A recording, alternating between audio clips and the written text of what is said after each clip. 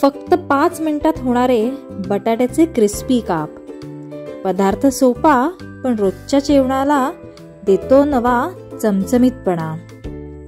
रोजच्या जेवणासोबत आपल्याला तोंडी लावायला म्हणून काहीतरी चटपटीत चमचमीत लागतंच.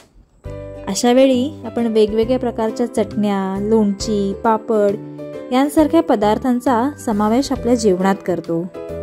काही वेळेला आपल्याला रोजच्या त्याच भाज्या खाऊन कंटाळा येतो. कधी आवडीची भाजी नसली की पोळी आणि भातासोबत तोंडी लावायला म्हणून काही ना काही पदार्थ तयार केले जातातच. तर तसाच आज आपण एक झटपट होणारा पदार्थ केला आहे, ज्याचं नाव आहे क्रिस्पी बटाट्याचे काप, किंवा त्यालाच तुम्ही म्हणू शकता क्रिस्पी आलू कतली. चला तर मग बघूया ही आलू कतली कशी करायची ते. त्यासाठी आपण इथे पाणी घेतलेलं आहे आणि ह्या पाण्यात मीठ घालून घेऊया. आता आपण इथे बटाट्याचे कापही करून घेतलेले आहेत. शक्यतो बटाट्याचे काप जास्त जाड किंवा जास्त पातळ नसावेत. जास्त पातळ असतील तर त्याचा गोळा होण्याची शक्यता असते आणि जास्त जाड असतील तर ते पटकन शिजणार नाहीत. आपण हे काप सालीसकटच करून घेतलेले आहेत. आता ते छानपैकी मिठाच्या पाण्यात बुडवून घेऊया. प्रत्येक काप असा सुटा करून घेऊया. साधारण हे मिठाच्या पाण्यातले काप 5 ते 10 मिनिटं असेच ठेवून देऊया. आता आपण एका कढईत 2 ते 3 चमचे तेल तापत ठेवूया. कमीत कमी तेलात होणारी ही भाजी किंवा काप आपण म्हणू शकतो. तेल छान तापलं की आपण त्यात मोहरी घालूया. मोहरी तडतडली की त्यात जिरंही घालून घेऊया. जिरंही छान फुललं की आपण त्यात हिंग घालूया आणि किंचितशी हळद घालूया. आता जे काप आपण मिठाच्या पाण्यात बुडवून घेतलेले होते ते ह्या तेलाच्या फोडणीवर घालून परतून घेऊयात. काप जर तुम्हाला क्रिस्पी हवे असतील तर ते शिजवताना त्याच्यावरती झाकण ठेवू नका.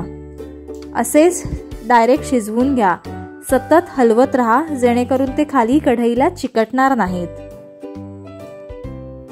काप पूर्ण असे सुटे सुटे करून घ्या.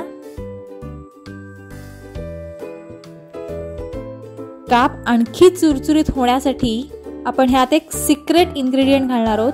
ते म्हणजे 1 चमचा तांदळाचं पीठ, जेणेकरून काप मस्त क्रिस्पी होतील. आपण ह्याला कापांची भाजी असंही म्हणू शकतो. एक एक असे काप लावत बसायला आपल्याला कंटाळा येतो. तर झटपट एका फटक्यात जर हे सगळे काप झाले तर किती मजा येईल ना. आता इथे आपला बटाटा शिजलेला आहे. आपण त्यात चवीनुसार तिखटही घालून घेऊया.